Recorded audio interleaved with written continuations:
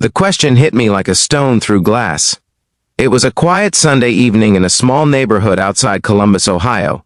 The sky was painted in soft orange and purple streaks, and I was standing in my driveway, holding a half-watered potted fern, when my neighbor Martha leaned across the white picket fence and asked it so casually it almost sounded harmless.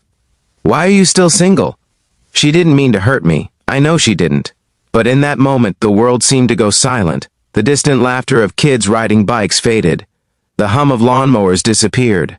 All I could hear was the echo of her question bouncing against the walls I had spent years building around my heart. Before we go any further, if you believe in kindness, in second chances, and in stories that remind us we're not alone, take a moment to like this video, share it with someone who needs hope, comment your thoughts, and subscribe to the channel.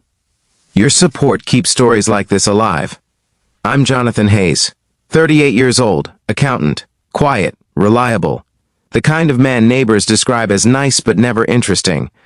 I moved into this neighborhood in Ohio 5 years ago, after life knocked the air out of my lungs and left me crawling. Martha was in her late 60s, widowed, with kind eyes and a habit of asking personal questions like she was checking the weather. She had watched couples move in and out of this neighborhood. She had seen engagements, baby showers, and anniversary parties. And then there was me, alone, always alone. The truth is, I hadn't always been single. 10 years ago, I was engaged to a woman named Rebecca. We met in Chicago at a charity fundraiser. She was bold where I was careful. She laughed loud, loved fiercely, and believed the world could be softened with patience. She was a pediatric nurse, the kind who remembered every child's favorite cartoon and brought extra stickers in her pockets. We were 6 months away from our wedding when the call came. It was late November. Snow had just begun to fall. I was at work when my phone buzzed 3 times in a row. A car had run a red light, a drunk driver.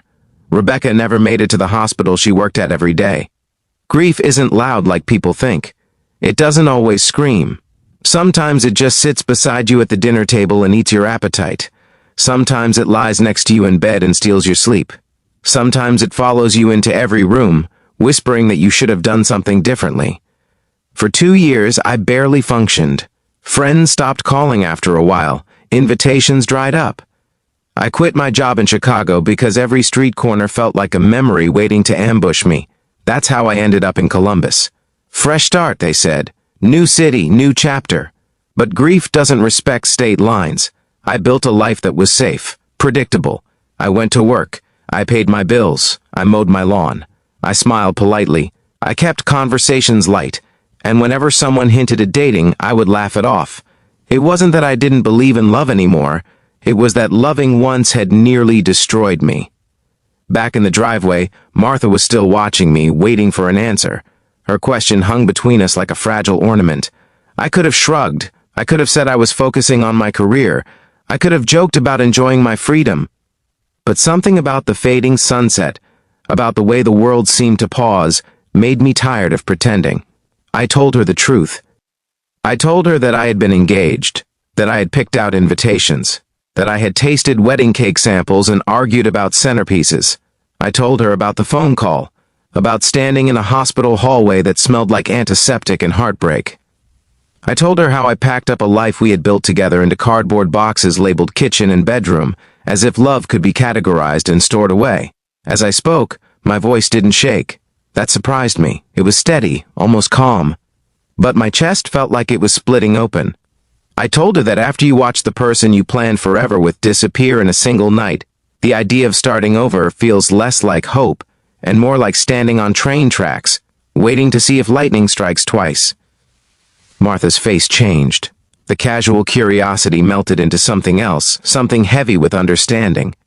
Tears filled her eyes before they reached mine. She stepped around the fence and wrapped her thin arms around me.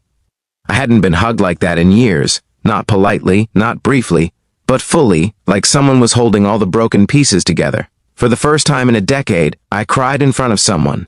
That night something shifted, not dramatically. There was no sudden epiphany, no cinematic swelling music, just a small crack in the wall I had built. Over the next few weeks, Martha began inviting me over for dinner on Sundays. Nothing fancy, meatloaf, mashed potatoes, Stories about her late husband Harold, who had also died suddenly 15 years earlier. She spoke about him not with bitterness, but with warmth. One evening she said something that stayed with me. She told me that loving Harold had been the greatest gift of her life, even though losing him had been the greatest pain. And if she could choose again, knowing it would end the same way, she would still say yes.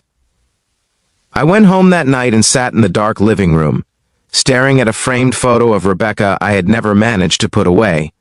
I realized something I had been too afraid to admit. I wasn't honoring her by staying alone. I was hiding behind her memory. The following spring, I forced myself to do something small but terrifying. I joined a local volunteer group that renovated homes for low-income families. It wasn't about dating, it was about being around people again. That's where I met Caroline. She was 35, a high school art teacher with paint permanently under her fingernails. She laughed easily like Rebecca had, but she was quieter, softer. She didn't push conversations, she let them unfold. The first few times we talked, I kept my distance emotionally. I answered questions carefully. I avoided anything personal. But Caroline had a patience that felt almost sacred. She never pried. She just listened. One afternoon, while we were painting the walls of a small kitchen for a single mother of 3, she asked me what had brought me to Columbus. The question felt familiar, dangerous. I hesitated. Then I told her. Not all of it, not yet, but enough. She didn't flinch. She didn't offer cliches. She simply placed her hand over mine, leaving a faint smear of blue paint on my skin, and said she was sorry I had carried that alone for so long. That touch didn't erase my grief, but it didn't feel like lightning either. It felt like sunlight after a long winter. Dating Caroline was slow, careful. There were nights I went home terrified of how much I was beginning to care. There were mornings I woke up convinced I was betraying Rebecca's memory. But grief and love are not enemies. I learned they can sit at the same table. 2 years later, on a mild autumn evening in the same driveway where Martha had asked her question, I stood beside Caroline as she admired the changing leaves. Martha was there too, pretending not to watch us too closely.